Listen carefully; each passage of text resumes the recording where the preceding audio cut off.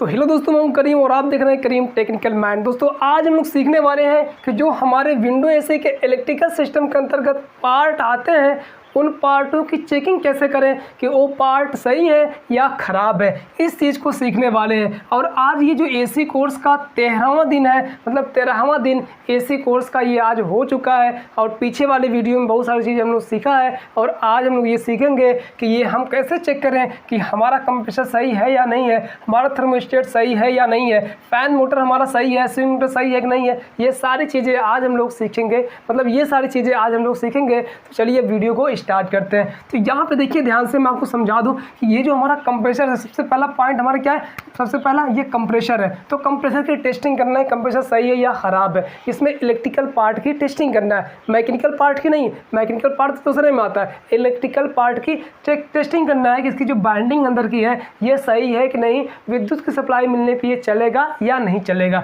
तो वहाँ पर आपको लेना होगा एक मल्टीमीटर। देखिए इस तरीके से आपको लेना होगा मल्टीमीटर, या सीरीज लैम्प भी ले सकते हैं, लेकिन ज़्यादा अच्छा पड़ेगा कि आप मल्टीमीटर ले लीजिए। मल्टीमीटर ज़रूरी है, मल्टीमीटर से चेक करेंगे ज़्यादा सही रहेगा। तो यहाँ पे नंबरिंग शो करेगा, यहाँ पे इसमें एक रहेगी नाब और उसके बाद यहाँ से 2 प्रोब निकले रहेंगे। यहाँ पे रनिंग कम और स्टार्टिंग के 3 पिने हैं, तो इन तीनों पिनों को आपको चेक करना है। कहाँ पे इसको सेट करना है आपको, बजर वाले मोड पे जो ये स्विच है ना, इसको सेट कर देंगे। और जब इस दोनों को आपस में सटाएंगे तो यहाँ से क्या होगा, आवाज़ आएगी या फिर कुछ यहाँ पर डिस्प्ले पे लिखेगा। तो इसका मतलब अब ये सेट हो चुका है। अब इसको उठा के क्या करना है कि इन तीनों पिनों को बारी बारी से इससे चेक करना है। अगर इन तीनों पिनों पे ना यहाँ पे कुछ लिखता है या फिर साउंड करता है तो इसका मतलब ये कंप्रेसर जो है ये सही है, कुछ परसेंट सही है। फिलहाल चलिए मान लीजिए इतना इसने बता दिया, तीनों पिनों में बता दिया, इसका मतलब ये सप्लाई यहाँ से घूम के ये जो बाइंडिंग अंदर की गई है, इस बाइंडिंग से सप्लाई घूम करके इस पिन तक आ रही है। इसका मतलब है कि हमारी बाइंडिंग सही है। अब उसके बाद क्या है कि मान लीजिए बाइंडिंग तो सही है लेकिन ये शार्ट भी हो सकती है ना, मतलब बॉडी में टच भी तो हो सकती है। तो उसको चेक करने के लिए वो करना क्या होगा कि एक तार इसके पिन पे रख देंगे, किसी एक पिन पे, और एक तार को आप रखेंगे इसके बॉडी पे। जहाँ पे पेंट नहीं लगा रहेगा वहाँ पे रखेंगे, जहाँ पेंट लगा रहेगा वहाँ पे रखेंगे तो पता नहीं चलेगा। तो पेंट यहाँ पे मान लीजिए नहीं लगा है तो हम एक प्रोप इसको पेंट यहाँ पे रख देंगे जहाँ पे पेंट नहीं लगा रहेगा इसके बॉडी पे, और एक प्रोप रख देंगे हम इसके तीनों पॉइंट में से किसी एक पॉइंट पे रख देंगे। अगर ये साउंड नहीं करता है ना, मतलब ये ऑफ ही रहता है, कुछ यहाँ पे लिखता भी नहीं है और ना ही साउंड करता है, तो इसका मतलब हमारा कंप्रेसर जो है ये सही है, इसका इलेक्ट्रिकल पार्ट एकदम सही है। और अगर यहाँ पे कुछ साउंड करने लगता है ना तो दोस्तों इसका मतलब यह लिखने लगता है तो इसका मतलब हमारा कंप्रेसर शॉर्ट हो गया है।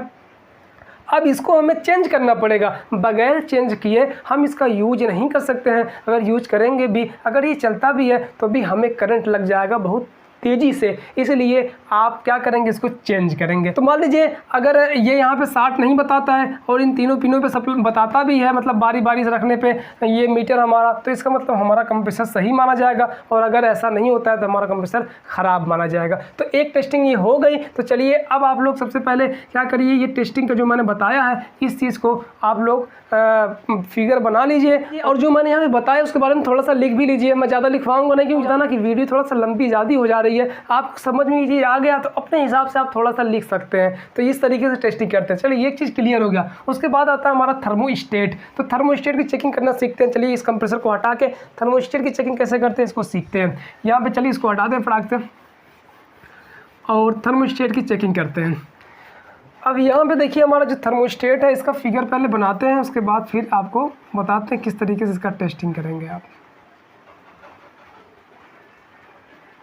देखिए यहाँ पे ये थर्मोस्टेट बन चुका है और इसकी टेस्टिंग करने के लिए हमें करना क्या होगा, सबसे पहले इसको क्या करेंगे, हम लोग ऑफ़ कर देंगे, थर्मोस्टेट ऑफ़ कर देंगे।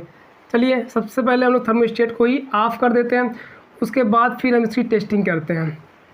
तो यहाँ पे देखिए सबसे पहले ये हमारा थर्मोस्टेट ऑफ़ है, बंद है, इसका नाब हमने बंद कर दिया है। और हम यहाँ पे वही कंटिन्यूटी मोड पे ही सबको चेक करेंगे। यहाँ पे ध्यान रखिएगा आप लोग, तो कंटिन्यूटी मोड पे ही रहेगा। और इसको हम लोग रखते हैं इसके पिनों पे, दोनों पिनों पे। यहाँ पे 2 पिन है, इन दोनों पिनों पे रख देंगे। एक इन की पिन होती है और एक आउट की पिन होती है। ये मैंने आपको पहले वाली वीडियो में ये सारी चीज़ें बता दिया है, किसमें कितनी पिनें होती है, कहाँ सप्लाई दी जाती है, कैसे क्या किया जाता है, ये सब बता चुके हैं। अब आपको सिर्फ इतना जानना है कि कैसे इसकी टेस्टिंग किया जाएगा कि ये सही है या ख़राब है। तो क्या इसको फर्स्ट स्टेप पे इसको हम लोग क्या करेंगे कि इसको पहले ऑफ कर देंगे। पहले ये हमारा थर्मोस्टेट बंद रहेगा और ये जो प्रोब है इन दोनों को रख देंगे हम इसके जो आपका पॉइंट रहेगा इसका उस पर रख देंगे, दोनों पिनों पर, एक एक पिन पे। और ये जो आपका मल्टीमीटर रहेगा ये कंटिन्यूटी मोड पे ही सेट रहेगा। और उसके बाद अगर ये हमारा जो मल्टीमीटर है ये कुछ नहीं बताता है, मतलब ये ऑन नहीं होता है, ये ऑफ रहता है, तो इसका मतलब दोस्तों या कुछ लिखता नहीं है इसके डिस्प्ले पे, तो इसका मतलब ये हम 25% इसको सही मान लेंगे।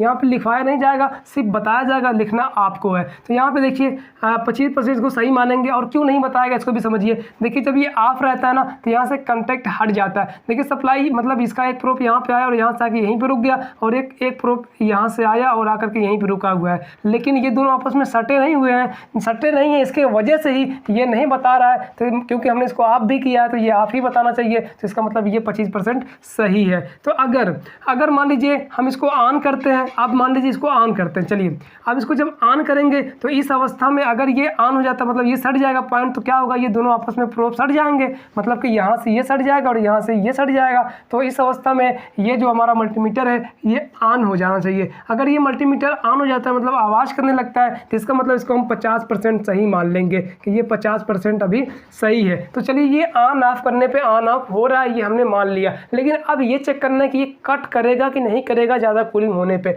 तो उसके लिए क्या करेंगे, आप ये एक कोई बर्तन ले लेंगे, उसमें बर्फ़ के टुकड़े डाल देंगे, बर्फ़ के टुकड़े डाल देंगे। उसके बाद फिर उसमें थोड़ा सा नमक भी डालेंगे, क्या ना डालेंगे, साल्ट, नमक इसमें डालेंगे। और वो नमक इसलिए डालेंगे ताकि इसका जो टेम्परेचर हो ये माइनस में आ जाए। बर्फ़ का जो टेम्परेचर होता है वो 0 डिग्री सेल्सियस होता है, लेकिन उसमें अगर नमक डाल दिया जाए तो उसका टेम्परेचर माइनस में चला आता है। तो माइनस में आएगा मतलब कि ज़्यादा कूलिंग हो जाएगी, जिससे कि आपकी ये जो पूंछ है ये जल्दी ठंडी होगी और जल्दी ये कटअप कर देगा हमारा थर्मोस्टेट। तो चलिए मान लीजिए इसको हमने पानी में डाला, मतलब बर्फ़ में डाला, और डालने के बाद उसको हमने चेक किया, कुछ देर तक रुक करके चेक किया, और ये इसमें सटाए हुए ही है, मतलब कि इसमें लगाए हुए ही है, मतलब ये कंटिन्यूटी मोड पे ही है और यहाँ पे लगा है, इस अवस्था में ऑन है। लेकिन कुछ टाइम के बाद ये हमारा थर्मोस्टेट ऑफ हो जाना चाहिए। अगर ये थर्मोस्टेट ऑफ हो जाता है, अपने आप ही ऑफ हो जाता है, तो इसका मतलब इसका सेंसिंग सिस्टम सही है, ये सेंस कर ले रहा है कूलिंग ज़्यादा होने पे ये कट कर देगा, तो इसको हम 75% सही मानेंगे। तो चलिए ये भी क्लियर हो गया। अब क्या करेंगे, इसको हटाएंगे, बर्फ़ वाले सिस्टम को हटा देंगे। हटाने के बाद अब ये चेक करेंगे हम कि ये हमारा थर्मोस्टेट ऑन होता है कि नहीं होता है। अगर कुछ टाइम के बाद मतलब जैसे ये सेंस करेगा कि हाँ अब कूलिंग खत्म हो गई है, तो अब ये इसको चालू किया जाए, कंप्रेसर को मतलब कूलिंग को स्टार्ट किया जाए, तो ये तुरंत ऑन होगा। और अगर ये ऑन हो जाता है दोस्तों, तो इस थर्मोस्टेट को हम 100% सही मान लेंगे कि ये हमारा थर्मोस्टेट 100% सही है, इसमें कोई प्रॉब्लम नहीं है, और ये थर्मोस्टेट हमारे टेम्परेचर को कंट्रोल कर लेगा। तो बस ये आपको समझ में आ गया होगा कि थर्मोस्टेट को किस तरीके से चेक किया जाता है। अगर ये आपको लिखना चाहते हैं तो इसको लिख लीजिए या परसेंटेज दे दीजिए, यहाँ पे ऑन ऑफ का सिस्टम बना लीजिए। तो ये तो क्लियर हो गया हमारा थर्मोस्टेट। अब उसके बाद हमारा आता है जो वो आता है हमारा फ़ैन मोटर। तो ये दो चीज़ें क्लियर हो गई, अब आता है फ़ैन मोटर। तो चलिए इसको भी हटाते हैं, उसके बाद फ़ैन मोटर की टेस्टिंग बताते हैं आपको फटाफट से। तो आपको सही से देखते जाना है, समझते जाना है, आपको जल्दी से आ जाएगा। अब यहाँ पे फ़ैन मोटर पहले बना लेते हैं, फिर उसके बाद आपको बताते हैं। अब यहाँ पे देखिए ये हमारा फ़ैन मोटर बन चुका है, यहाँ पे इसका फिगर, और इसको समझिए कैसे इसको टेस्ट किया जाएगा। अब यहाँ पे देखिए 3 स्पीड के फ़ैन मोटर हमारे विंडो एसी में प्रयोग किए जाते हैं। एक फर्स्ट स्पीड फ़ैन मोटर जो सिर्फ 1 चाल चलता है हाई का, और एक सेकेंड स्पीड फ़ैन मोटर जो 2 चाल चलता है हाई और लो का, और एक थर्ड स्पीड फ़ैन मोटर जो 3 चाल चलता है हाई लो मीडियम। तो इन तीनों का एक ही शेड्यूल है, एक ही तरीका है चेक करने का। इसको किस तरीके से चेक किया जाता है उसका एक ही तरीका है। वो तरीका ये है कि आप फिर इसको क्या करेंगे, इसको बजर मोड पे करेंगे, और बजर मोड पे करने के बाद आपको यहाँ पे क्या करेंगे कि ये जो आपका तार रहेगा इसको उठा करके यहाँ पे रखेंगे, अब यहाँ पे, और एक तार पे, और फिर दूसरे तार से इसके सभी को बारी बारी से चेक करेंगे। अगर इनके सारे तारों पे, चाहे वो फ़ैन मोटर 6 तार वाला हो या 5 तार वाला हो या 3 तार वाला हो, मतलब ये कि चलिए देखिए यहाँ पे समझिए ध्यान से, ये इस पे रखें एक बार इस पे रखेंगे, एक बार इस पे रखेंगे, इस पे, मतलब एक तार पे रखने के बाद किसी एक पे सभी तारों पे बताता है, तो इसका मतलब ये हमारा फ़ैन मोटर सही है। और अगर ये किसी एक पे भी नहीं बताता है या किसी पे भी नहीं बताता है, तो इसका मतलब हमारा फ़ैन मोटर ख़राब है। इसी तरीके से अगर 6 तार निकले ना, तो उसको भी इसी तरीके से चेक किया जाएगा। किसी एक पे रख करके बारी बारी से सबको चेक किया जाएगा और सब पे अगर बताता है कंटिन्यूटी ये हमारा मीटर, तो इसका मतलब ये हमारा फ़ैन मोटर सही है। और अगर किसी एक पे भी नहीं बताता है ना, तो ये ख़राब माना जाएगा फ़ैन मोटर। सेम उसी तरीके से अगर इसमें से 3 तार निकले हों तो इस पर भी वही सिस्टम है, किसी एक तार पर रख करके यहाँ पे हम दोनों तारों को बारी बारी से चेक करेंगे, जो बचे रहेंगे 2 तार। अगर इन दोनों तारों पे बताता है, मतलब तीनों तारों पे हमेशा मतलब बताता रहता है, तीनों तारों पे जब भी हम चेक कर रहे हैं, तो इसका मतलब है दोस्तों कि ये जो हमारा फ़ैन मोटर है ये भी सही है। अब यहाँ पे एक चीज़ आता है कि 4 तार वाले का सिस्टम, उसको समझ लीजिए थोड़ा सा। यहाँ पे देखिए मान लीजिए 4 तार आपके निकले हुए हैं, तब क्या करेंगे?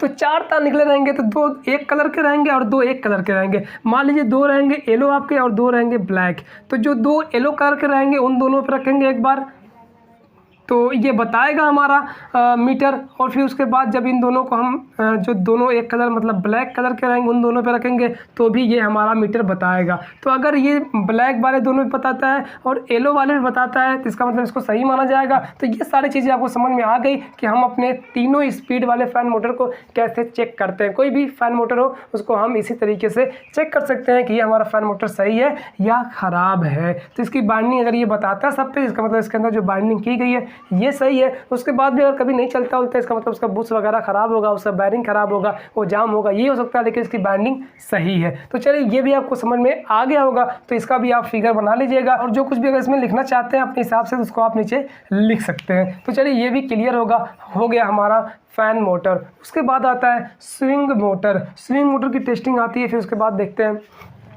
अब ये देखिए स्विंग मोटर आपका बन चुका है। इसको कैसे चेक करेंगे इसको समझिए। ये जो स्विंग मोटर लगा रहेगा ना उस विंडो एसी में लगा रहेगा जिसमें सेलेक्टर स्विच लगी रहेगी, उसमें ये वाला स्विंग मोटर लगा रहेगा, मतलब एसी स्विंग मोटर लगा रहेगा। एसी मतलब एसी सप्लाई से चलने वाला स्विंग मोटर लगा रहेगा। इसमें एक न्यूट्रल के लिए होता है तार और एक फेज के लिए होता है। तो ये वहीं पे लगा रहेगा उसी वाले विंडो एसी में जिसमें सेलेक्टर स्विच लगी रहेगी, जिसमें पीसीबी लगी रहेगी उसमें तो जो 5 तार वाला स्विंग मोटर रहता है वो लगता है। लेकिन जो जिसमें पीसीबी नहीं लगी है, सेलेक्टर स्विच लगा है, उसमें ये आपका स्विंग मोटर लगा रहेगा। तो यहाँ पे आपको करना क्या है, यहाँ पे ध्यान से देखिएगा। यहाँ पे आपको क्या करना होगा कि यहाँ पे भी आपको यही जो हमारा मल्टीमीटर का 2 तार है ना, इसको उठा करके रखना होगा। एक तार इस पर रखना है, एक तार इस पे, और वो कंटिन्यूटी पे ही रहेगा, मतलब यहाँ पे जो साउंड वाला ऑप्शन रहता है उसी पे ही रहेगा इसका जो नाब है।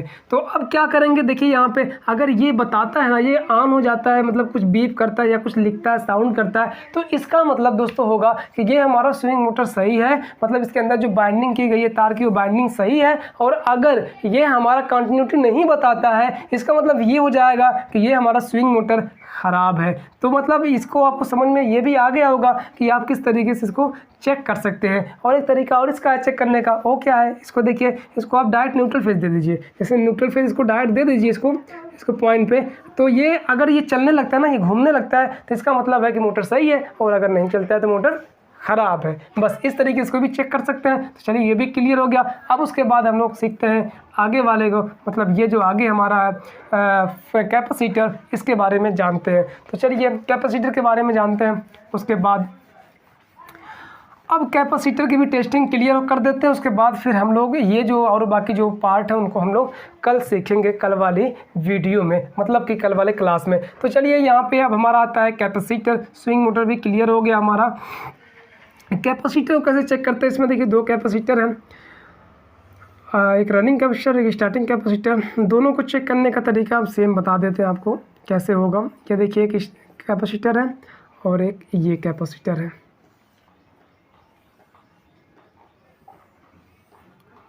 अब यहाँ पे देखिए इसमें एक रनिंग कैपेसिटर है और एक स्टार्टिंग कैपेसिटर। कैसे पहचानेंगे, देखिए जो स्टार्टिंग कैपेसिटर रहेगा ना उस पर लिखा रहेगा मोटर स्टार्ट। मोटर देखिए यहाँ पे लिखा रहेगा मोटर स्टार्ट। अगर मोटर स्टार्ट जिस भी कैपेसिटर पे लिखा है, इसका मतलब ये स्टार्टिंग कैपेसिटर है। और जिस कैपेसिटर पे कोई चीज़ वैसा नहीं लिखा हुआ है, सादा है, इसका मतलब है कि ये रनिंग कैपेसिटर है। तो रनिंग कैपेसिटर पे मोटर स्टार्ट या मोटर रन नहीं लिखा रहता है, और इस पर मोटर स्टार्ट लिखा रहता है स्टार्टिंग कैपेसिटर पे। तो इससे हम लोग पहचान लेंगे कि ये रनिंग कैपेसिटर है और ये स्टार्टिंग कैपेसिटर है। ये क्लियर हो गया। उसके बाद आप चलिए, अब पहचान तो गए कि रनिंग कैपेसिटर कौन है, स्टार्टिंग कैपेसिटर कौन है, ये पहचान गए। अब ये समझना है कि ये सही है या ख़राब है। तो उसको समझने के लिए अब यहाँ पे ध्यान दीजिएगा, आप एकदम बेहतरीन तरीके से देखिए ध्यान से यहाँ पे। अब यहाँ पे क्या करना है आपको कि एक सॉकेट में मतलब जिसमें 220 वोल्टेज सप्लाई रहेगी उसमें आपको इन दोनों तारों को ले जाकर सीधा सीधा डाल देना है। सीरीज में नहीं चेक करेंगे, क्योंकि सीरीज में अगर चेक करेंगे तो स्टार्टिंग कैपेसिटर नहीं बताएगा, रनिंग तो चेक हो जाएगा। लेकिन इसको neutral phase, direct neutral phase आता है हमारे घर में और हमारे बोर्डों में, उसी में लगा के इसको हम चेक करेंगे दोनों कैपेसिटर को इस टाइम। तो यहाँ पे हम इसमें डालेंगे, डाल के निकालेंगे इसको अंदर से। तो फिर उसके बाद इन दोनों को आपस में शार्ट करेंगे। जैसे ही शार्ट करेंगे ना तो यहाँ पे बहुत तेज़ी से स्पार्क आना चाहिए, चिंगारी आनी चाहिए। अगर ये चिंगारी बहुत तेज़ी से आती है, आवाज़ करता है, तो इसका मतलब ये कैपेसिटर सही है। और अगर ऐसा नहीं होता तो ये कैपेसिटर ख़राब है। ये क्लियर। फिर उसके बाद फिर इसमें भी हम थिम्बल लगा करके और इसको भी हम सीधा ले जाएंगे, तार के जरिए से इन दोनों में डालेंगे और डाल के छोड़े नहीं रहेंगे, वहाँ पे डालेंगे निकालेंगे, डाल के छोड़ देंगे तो ख़राब हो जाएगा कैपेसिटर। तो यहाँ पे आपको डाल के निकालना है, बस ये चार्ज हो जाए निकालना। उसके बाद फिर क्या करना है, इन दोनों को भी आपस में शार्ट करना है इस तरीके से। तो शार्ट करने पे इसमें से भी बहुत तेज़ी से आवाज़ आनी चाहिए, स्पार्किंग आनी चाहिए। मतलब अगर आवाज़ तेज़ी से आती है तो इसका मतलब ये कैपेसिटर ये भी सही है, रनिंग कैपेसिटर भी। और अगर नहीं आता है स्पार्किंग तो इसका मतलब दोस्तों ये कैपेसिटर ख़राब है। तो इसको एक दो बार और भी चेक कर लिया करिए, क्योंकि कभी कभी सही से नहीं चार्ज हो पाता, तब भी ऐसा होता है कि ये स्पार्क तेज़ी से नहीं कर पाता है। तो इस तरीके से हम लोग इन दोनों कैपेसिटर को आसानी से चेक कर लेते हैं कि ये हमारा दोनों कैपेसिटर सही है या ख़राब है। तो इसी तरीके से कैपेसिटर को चेक किया जाता है। तो बस दोस्तों आज के लिए इतना ही, और बाकी जो कल वाला क्लास रहेगा उसमें हम लोग सीखेंगे ये हमारा जो वोल्टेज रिले है और सेलेक्टर स्विच, इनको चेक करने के बारे में, किसको किस तरीके से टेस्ट किया जाता है, इसकी टेस्टिंग के बारे में कल हम लोग दूसरी वाली वीडियो में जो दूसरा क्लास चलेगा उसमें हम लोग इस चीज़ को सीखेंगे। क्योंकि इसमें थोड़ा सा लंबा प्रोसेस होता है इसको चेक करने का। मतलब जो हमारा वोल्टेज रिले है और ये जो कैपेसिटर ना, इन दोनों का लंबा प्रोसेस होता है चेक करने का। अगर इसमें ही कवर किया जाएगा तो वीडियो काफ़ी ज़्यादा लंबी हो जाएगी। इसलिए आज के लिए बस इतना ही।